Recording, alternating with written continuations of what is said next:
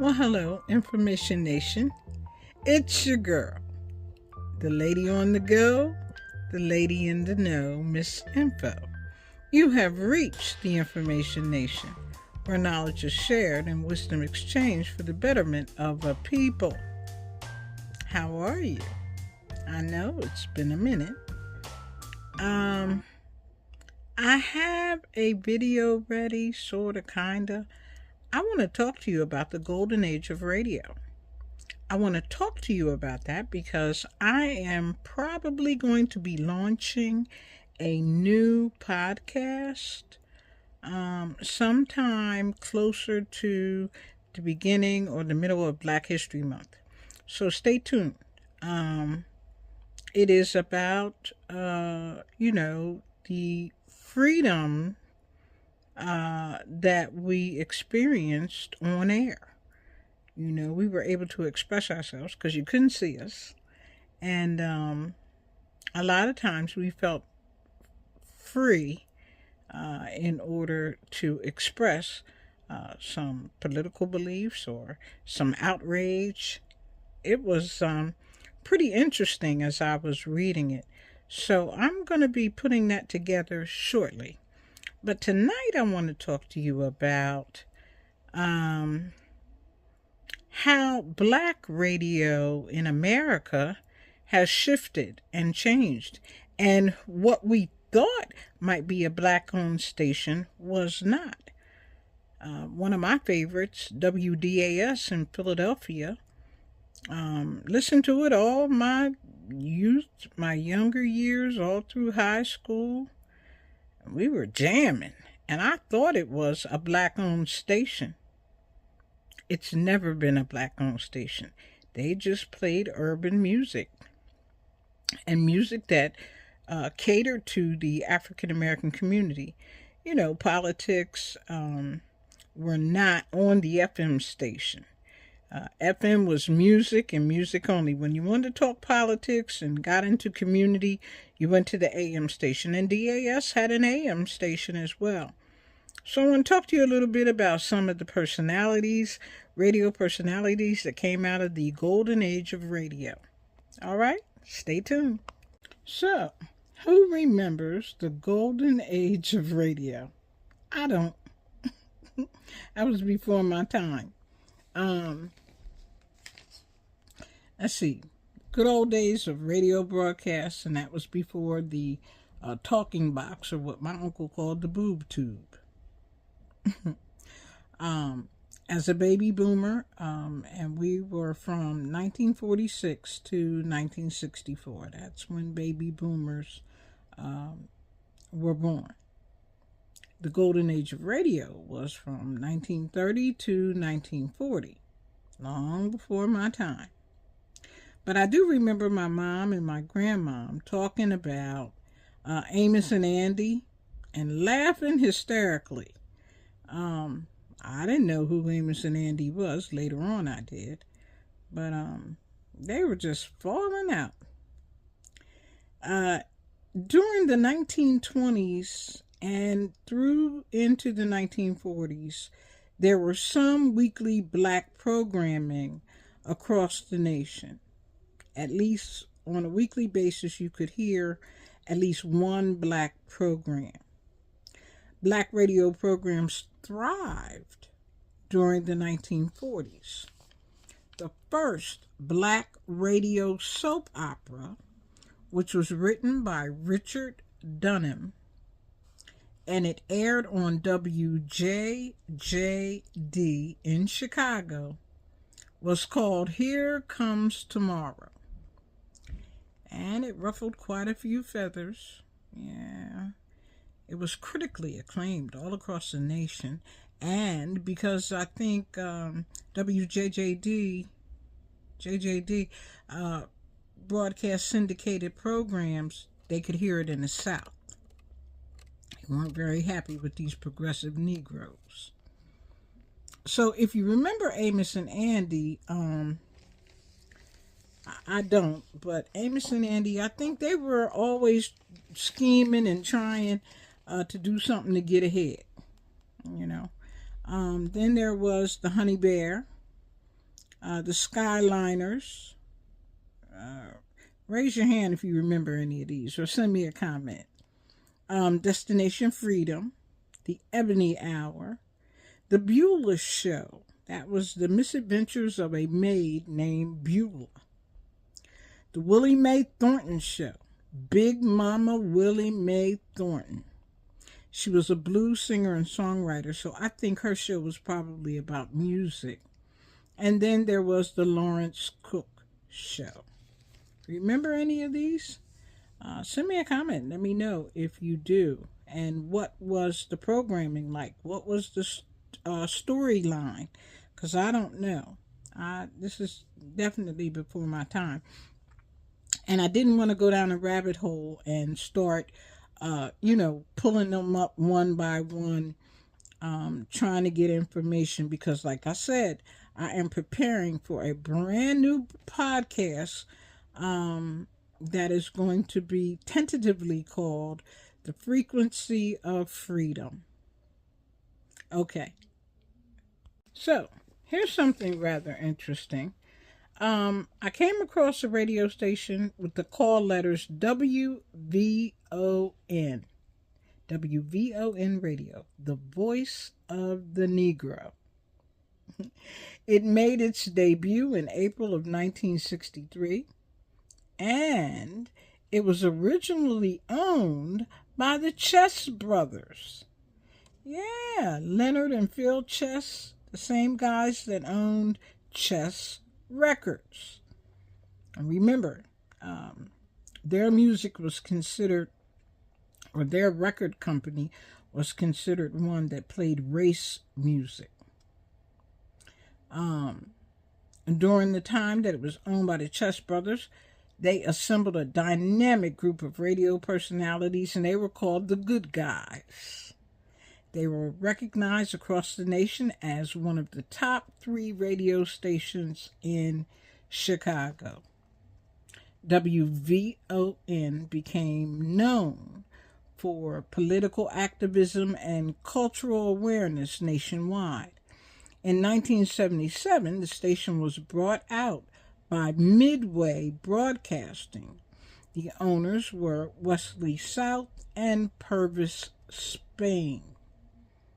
The CEO today is Melody Spain Cooper. Her father, Purvis Spain, was an American broadcaster. He was born in 1932. He passed in 2022. And he was known as the Blues Man, a legendary Chicago disc jockey, music promoter, and radio personality. In 1986, WVON changed to All Talk Radio, and in 2006, they moved to the AM frequency, because remember I told you the FM was for music, AM was for talk radio and politics and what have you. There is a African-American Public Radio Consortium that I'm going to be frequently using as a resource, AAPRC. And according to the African-American Public Radio Consortium, there are only 45 AA public radio stations. Public radio is NPR, National Public Radio. And I've been listening to that since I was a teenager. And one of the reasons was because in my city, the only stations that we could get were all programming white music. And that's why I'm familiar with Three Dog Night and Steppenwolf and Steely Dan and, drove my Chevy to the levee, but the levee was dry. Them good old boys were drinking whiskey and rye, singing this would be the day that I die. I remember that because it was only one of the few stations that we could get. And I think that was talking about the death of one of those legendary rock and roll singers. But anyway, my children have always been amazed that I knew this music. And it shaped my music repertoire and appreciation for all genres, except heavy metal. I had a little problem with that. I couldn't wrap my head around heavy metal. So the question becomes, what is the state of black radio in America today? Before television, there was radio, right? So, African-American public radio stations serve communities that are underserved by commercial radio options. Of the approximately 10,000 commercial radio stations in the U.S., less than 1% are owned by African Americans. Public radio stations serving African American communities significantly increase our cultural, news, and information programming, and mostly you're hearing on those stations jazz and news, or smooth jazz. 70% of all African American public radio stations are licensed to universities. And that's no surprise. African American public radio stations attract socially conscious, high achievers. They are focused on their future. They are culturally aware listeners, and most of them are lifelong learners. Additionally, they contribute financially to these stations by becoming members. You don't have to look far. They're always doing financial telethons and what have you, so that they can stay afloat. For nearly 50 years, commercial radio companies only employed white broadcasters, right? And they targeted the information and the entertainment to mainstream America, which in their mind was all white. The exclusion of African Americans in broadcasting began with the emergence of the first commercial radio station in the United States, KDKA, in Pittsburgh, Pennsylvania on November 2nd, 1920. 1920. As radio advanced, some northern, not southern, northern radio stations featured black broadcasters. However, primarily the depiction of African Americans on air came from white radio personalities who dressed up in, blackface? And they portrayed us as comical, non-intellectual, and without any virtue. Just dummies. So, blacks could only obtain realistic, relevant, and empowering mass-mediated information from intellectuals whose thoughts radiated from black newspapers and magazines. These people were reading, getting information about our culture from us, by us. FUBU, remember that? For us, by us. Black mass media options shifted in 1969 when the Federal Communication Commission said, you cannot discriminate in employment in the radio industry. No discrimination. FCC came in and broke all that up. Gradually, media companies began to end discriminatory hiring practices, and black full-time broadcasters started to change the type and utility of broadcast content. So, just in 1969, and we finally got our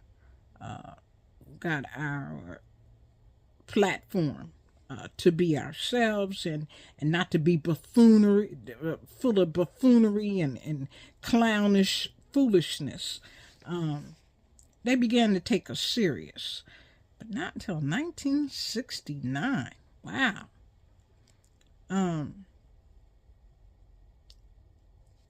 I believe, there's a lot more to be said about the emergence of black radio. But again, I'm going to be doing a brand new broadcast, so I don't want to prolong this too much. I want to make this sort of fun. So the next information I'm going to give you is going to be the name of some really great disc jockeys that emerged from the 1960s until now. All right. Finally, I want to wrap this up and give you some interesting facts, or what I think are interesting facts. Jack Cooper. Jack Cooper was the first black announcer. That's a guy in Chicago. He saw radio as more than entertainment. Jack Cooper saw it as a way to bridge the divide and to keep us informed. By the way, did you know that James Brown owned, yes, that James Brown, owned the first black station in Knoxville? It was WJB, for the James Brown Enterprises. I found that pretty interesting. So, here are some other notable black DJs. Al Matthews, Hattie McDaniel, Magnificent Montague, Michael Baston, Doug Banks, DJ Envy, Steve Harvey, Kathy Hughes, Patty Jackson, Gayle King, Tavis Smiley. Is he related to Ricky Smiley? I need to check that out. And Wendy Williams. Yeah, she was a DJ. She was on the radio before she had a television program. However, if I were to say Jerry Blavat, Butterball, Harvey Holiday, Wolfman Jack, Dick Clark, or what about Casey Kasem?